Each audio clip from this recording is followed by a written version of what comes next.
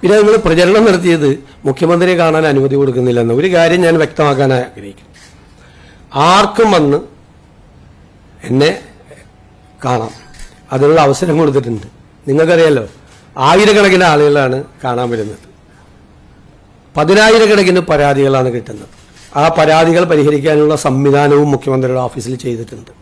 ആർക്കും വേണമെങ്കിൽ, ഒരാൾക്കും എൻ്റെ ഓഫീസ് ഇതുവരെ അനുമതി നിഷേധിച്ചിട്ടില്ല. നിങ്ങൾ പല വാർത്തകളും കൊടുത്തു അനുമതി നിഷേധിച്ചെന്ന്. ഇത് ശരിയല്ല. കാരണം ഒരു വ്യക്തിക്ക് കാണാൻ പറ്റാവുന്നതിൻ്റെയൊക്കെ അപ്പുറത്താണ് ആളുകളെ കാണുന്നത്. തീരെ സാധാരണക്കാരും പാവപ്പെട്ടവരുമായ ആളുകൾ കേരളത്തിൻ്റെ വിവിധ ഭാഗങ്ങളിൽ നിന്ന് വരികയാണ്. വിവിധ സംഘടനകളെ പ്രതിനിധാനം ചെയ്തുകൊണ്ടുള്ള ആളുകൾ വരികയാണ്.